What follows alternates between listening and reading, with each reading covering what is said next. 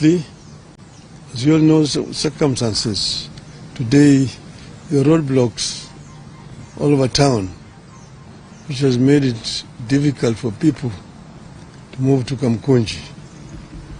In the circumstances, I've decided therefore to talk to the media here at Serena. Some of you may not know fully the history of Saba. As you know that Kenya attained independence in 1963, and at that time it was a multi-party system. We had three political parties: KANU, KADU, and then APP. But after a very short period of time, those two other opposition political parties, because KANU had won the elections and formed the government, and the two other parties were in the opposition, they were folded up and joined KANU. And KANU remained the only political party. However, in 1966, an opposition party was formed called the Kenya People's Union. This party survived for 3 years, and it was banned by the government in 1969. And the leadership of the party were arrested and taken to political detention. From that time onwards, Kenya remained a de facto single-party dictatorship from 1969 to 1982.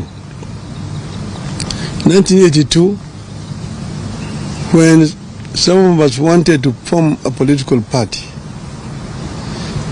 the regime then went to Parliament and introduced a law to make the country a single party, a constitutional amendment which is known as Section 2A, that made it illegal to form any other political party. So from 1982, it remained literally a single party dictatorship.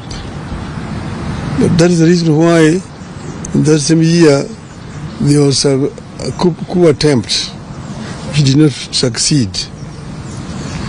But before that, a number of Kenyans were arrested and taken to political detention.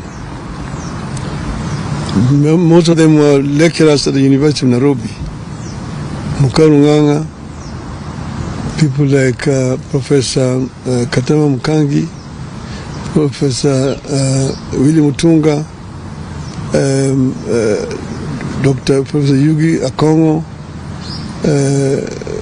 quite a number of university lecturers were arrested and detained, and the others, Koigo Amwere, George Anyona, were taken to political detention. So this situation persisted. And some of us were arrested in that year, 1982, after the coup attempt, and taken to political detention. And we stayed there for 6 years.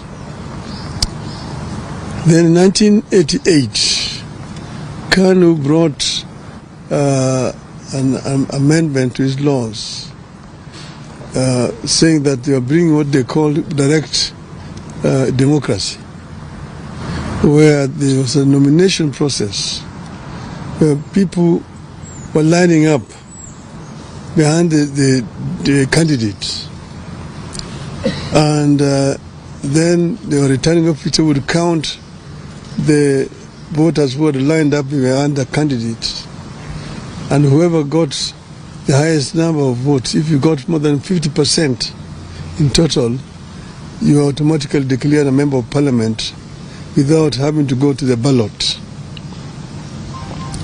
That process was abused, and many popular candidates were rigged at that stage.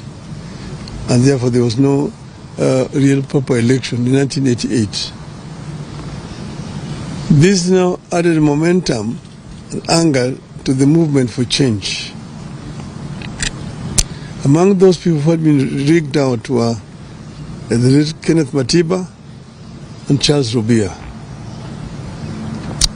So, come 1990, by that time I had been to detention 2 times. The 2 politicians, Kenneth Matiba and Charles Robia, on the 2nd of May 1990, addressed a press conference in which they said that Kenya, the time had come for Kenya to become a multi-party. That Kenyans wanted a multi-party system of government. They were condemned seriously as being ethnic chauvinists, anarchists, people who want to bring chaos in this country. We're told that this country was not yet cohesive enough to become multi-party. It would take another 100 years before Kenya became a multi-party system. So these were daydreamers.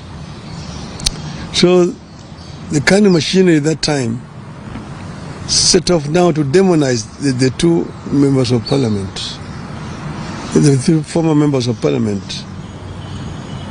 And in the process, of course, a number of very inflammatory statements were made, even by some today politicians who are talking about democracy here.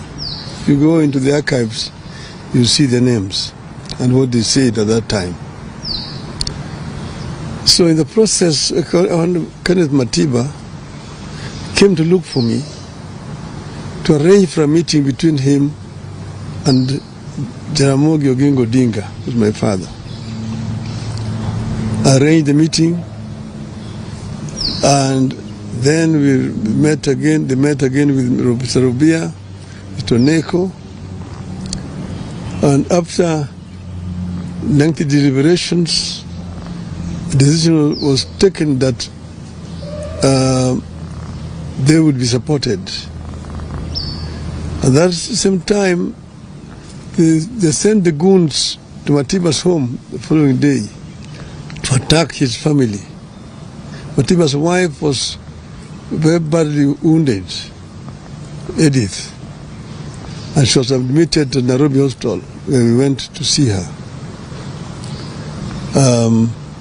After that, we, myself and Kenneth Matiba and Charles Robia made a statement which we said we would go to Kamkunji to ask Kenyans if they were ready for multi-party. And we do it on the day of the 7th of July that year, 1990. 7th of July, 1990. So after making that statement, we then now went on to mobilize for the meeting at Kamkunji. But then, of course, the police officers came to block us from meeting each other. They were stationed in my office at Ajib House, Matiba's office, up there on Koinange Street, and Rubia's office, and Paul Mwite's, and Gibson Kamau Korea's. On the 2nd of July 1990, Matiba and Rubia were arrested and taken to detention. On the 4th of July, I was arrested and taken to detention. That same night, they arrested Gitobu Manyara, they arrested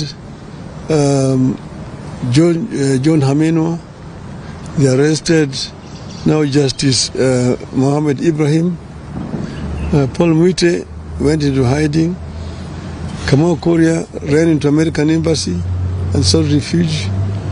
Keyote Murungi was in Ethiopia and went to America. But that's how it was. But the International Commission of Jurists came up and made a very powerful lobby for the release of Hamenwa and Manyara, and they were released. As we remained in detention. And as you know, Rubia is the one who was falsely affected.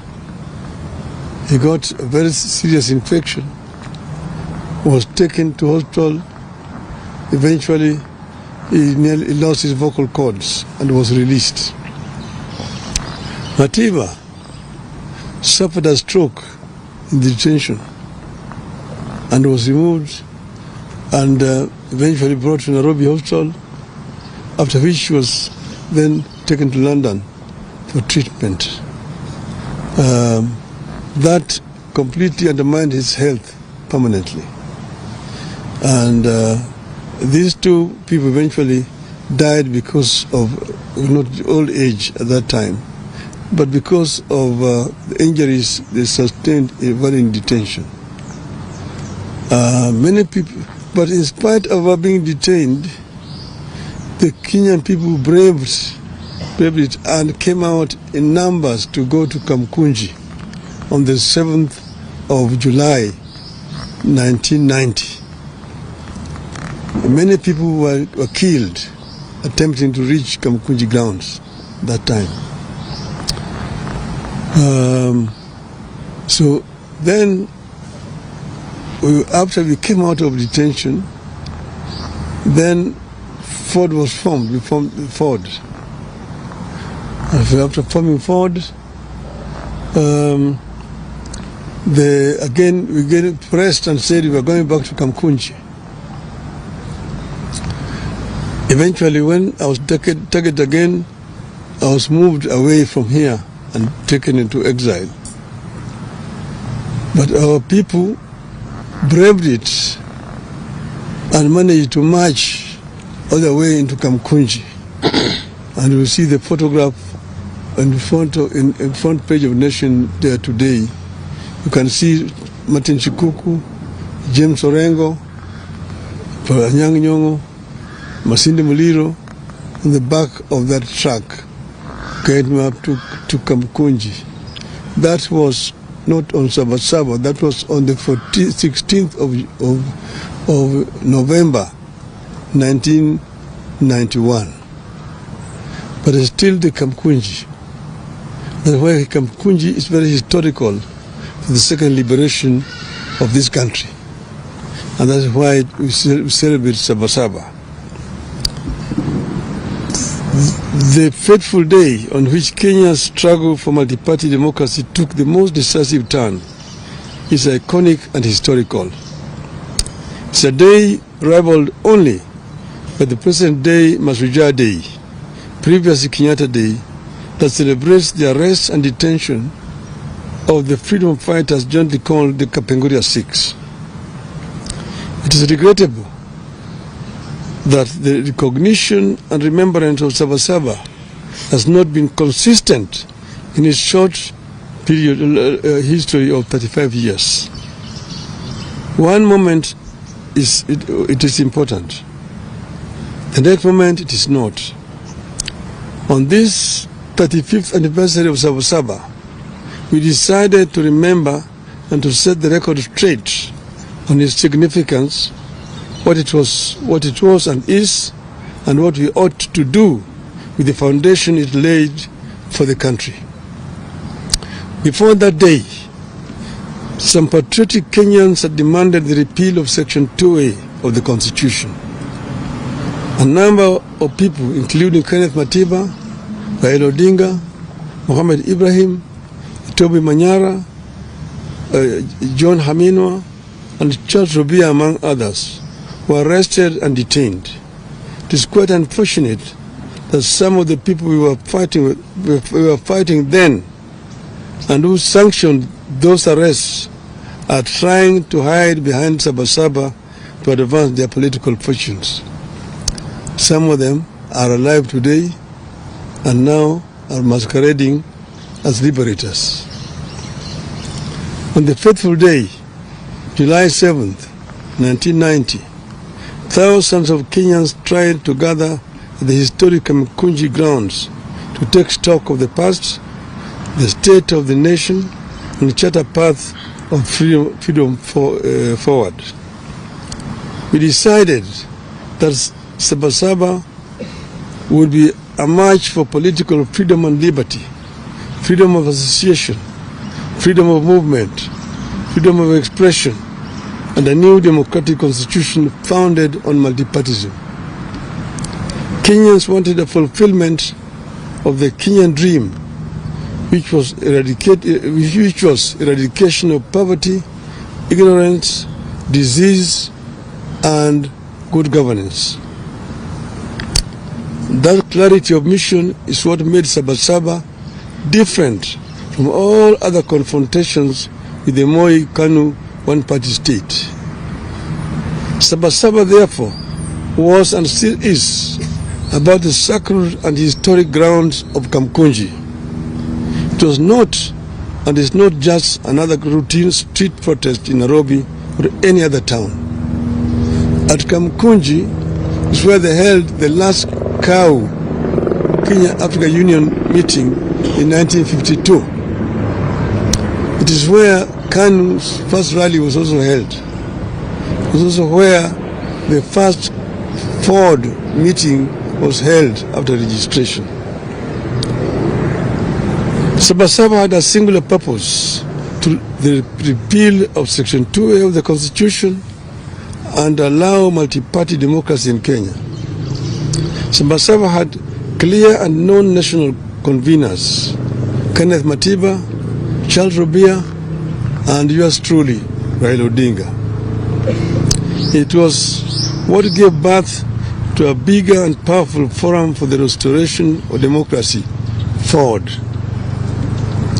Ford had a known nationally inclusive leadership: Jaramogi Oginga Odinga, Philip Gachoka, Ahmed Bamariz, Salim Damwe, Asinde Muliro, George Ndenge, Kenneth Matida, Charles Robia, among others.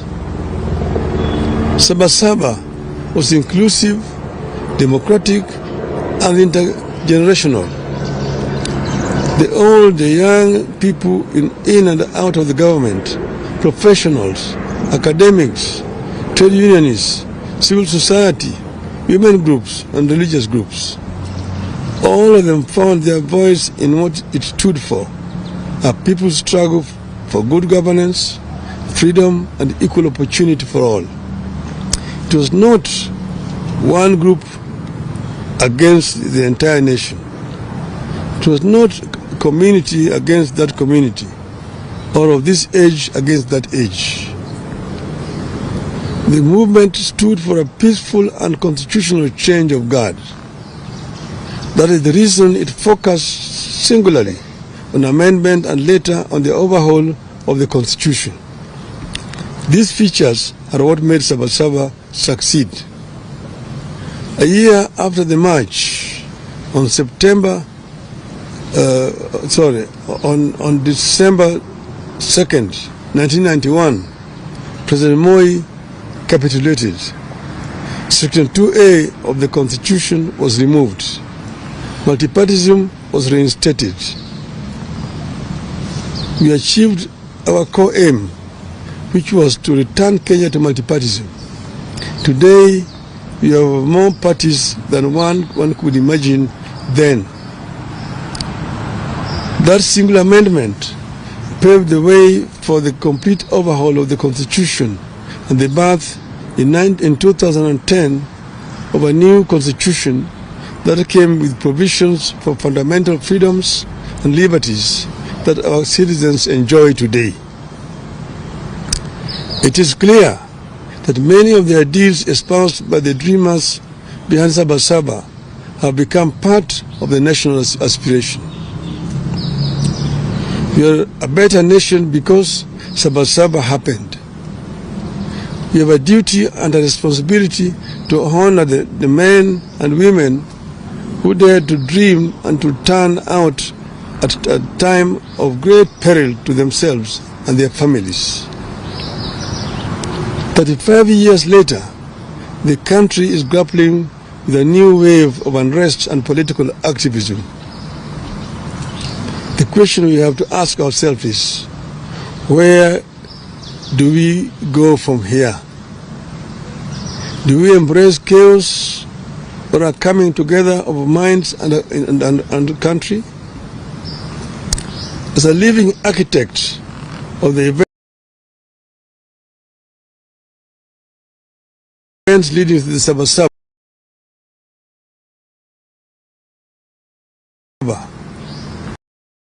I choose a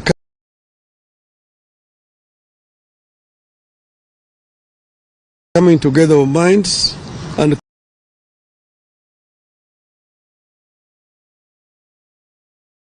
country in the interests of the country. I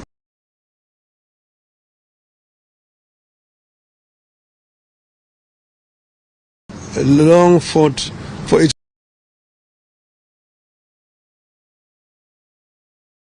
progress, stability, and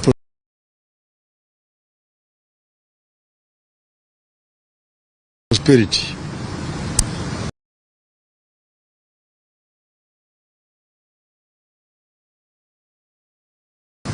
The most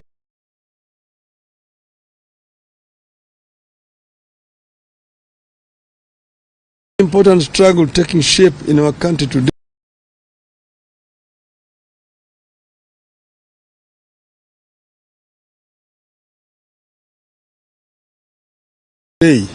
the struggle for good governance, economic opportunity, and equality. The biggest challenge facing Kenya today and into the foreseeable future is how to expand economic opportunity and lift particularly young Kenyans out of poverty, exclusion, and unemployment. Kenyans are yearning for programs and leaders that prioritize economic inclusivity, social justice, and political freedom. There is no doubt that the country is yearning for legislation that makes our institutions more responsive, programs that ensure adequate funding for services that touch wananchi, changes that make our judiciary free, efficient and progressive, measures that make the executive more accountable and efficient. We must end impunity and corruption within our three arms of government. Our leaders must become modest, ethical, humble, and accountable. What is to be done? What is to be done? I propose an inclusive, intergenerational, national conclave to hear our people across all divides and come up with irreducible reforms and changes necessary to take the country forward. I propose that the country urgently returns to the agenda of comprehensive police reforms, focusing on enhancing accountability, transparency, and improving the police-to-people relationship. Your rogue police force that shoots people with impunity. And this is a force that we inherited from the colonialists. It has not been reformed to become a people's defender, a people's servant. I propose that the conclave I envisage comes up with better and sustainable ways for addressing transparency, accountability, and impunity, especially with regard to corruption, and ensuring that leaders are held accountable for their actions. I propose that the forum comes up with a comprehensive and sustainable strategy for addressing youth unemployment and expansion of opportunities for youth in the formal and informal sectors. Such a national conclave must have clear terms of reference and be populated and helmed by the most serious and sober minds in our nation. The proceeds of the national dialogue be subjected to a referendum. I rest my case. Thank you. Long live Kenya.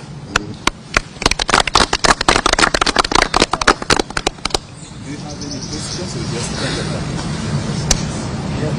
Maybe one or two. Say your name and the media. Thank you. My name is Duncan Member. I work for the ANC.